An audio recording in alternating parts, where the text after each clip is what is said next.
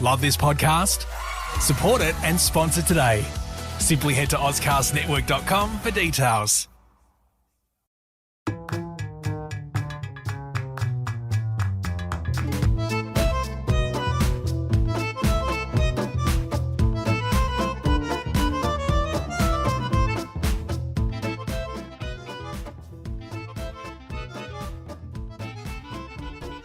Hello everybody, welcome to this Talking Tendons podcast. My name is Prof. Peter Maliaras from Monash University. So in the last episode we did talk about the relationship between load pain and kinesiophobia, which is a really interesting one, and we talked about some of the sort of how that may influence assessment. So have a look at that if you haven't already. This discussion today will probably extend some of those ideas. And it's all going to be based around a topical review that I wrote for Journal of Physiotherapy just this year. It's called Physiotherapy Management of Achilles Tendinopathy.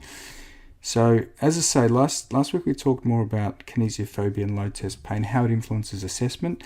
This week we'll talk more about exercise. So we know that when we're doing exercise for Achilles tendinopathy, there's no real gold standard. We've got things like the heavy slow resistance program, the Silbernagle program. They're really good programs in their own way, and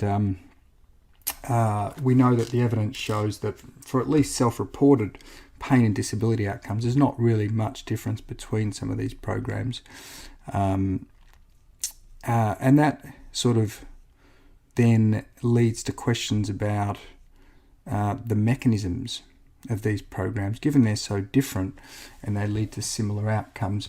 The other thing that makes us question mechanisms, so we used to have this really biomedical view of Achilles tendinopathy where we thought that, if you just get them stronger and you just load the tendon, it will heal a bit and then the pain will get better. Well, now we know that doesn't really happen, because you can improve pain, and often pain does improve, and so does self-reported disability, but their tendon in terms of pathology still looks the same, and their strength sometimes doesn't improve, actually commonly doesn't improve. So we know it's not a simple case of just loading and everything will magically improve because their tendon will heal. So what are the mechanisms? Well, we know for other persistent musculoskeletal pain that exercise is a really good way to improve confidence, improve self-efficacy, and reduce movement-related fear.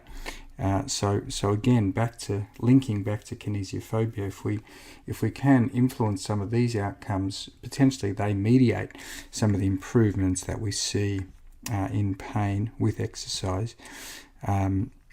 So then linking that back to what we talked about last week, there's a section in the topical review where I propose that we can view Achilles tendinopathy rehabilitation as a type of graded exposure. So I just wanted to explore that in a little bit more detail in this episode today. So think about it as a spectrum. So you've got people on one end of the spectrum that are very pain dominant, and pain is probably not a bad indication of how much tendon load they're getting. So therefore you can use pain as a really good guide for them. They've got low kinesiophobia. If you think about the opposite end of the spectrum, you've got people with really high kinesiophobia. So high, in fact, that sometimes they just stop everything. They just don't want to do anything. Not because of pain. The pain improves, it goes because they've stopped everything. It's because they're fearful of causing any injury, damage, a flare-up. They're not sure. So these are the people that you can adopt a typical graded exposure approach where you're just gradually increasing the exposure of the tendon to loading. And you can use just general principles of how much load the tendon sees with different activities.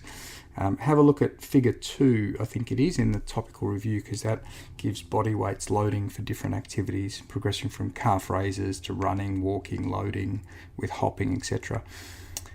So you can use that as a guide, but you also have to be thinking and conscious about the patient preferences. So, the patient's perceived threats of certain activities will influence that progression as well.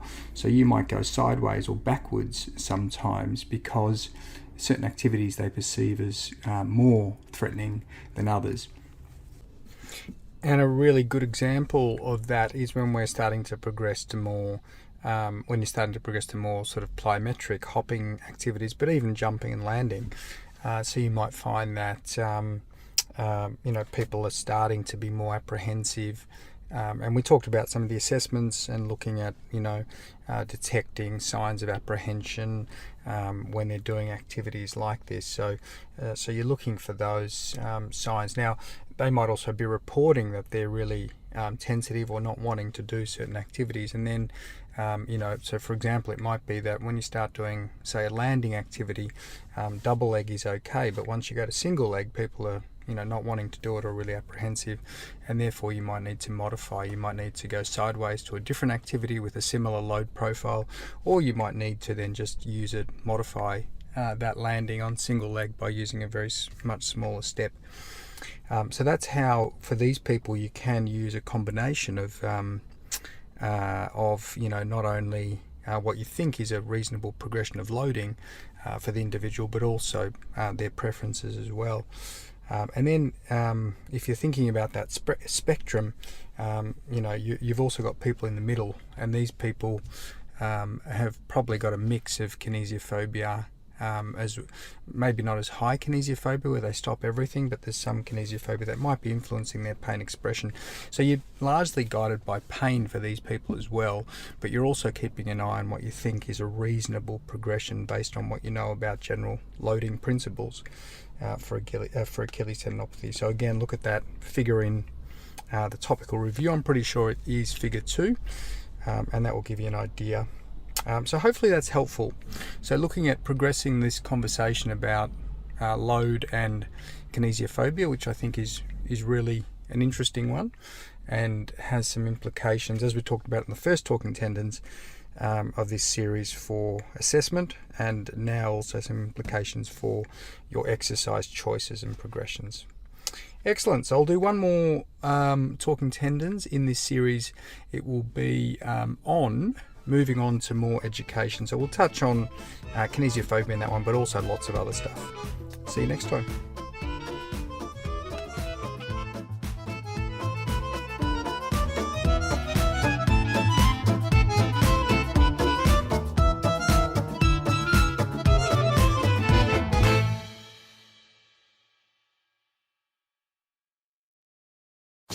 Love this podcast?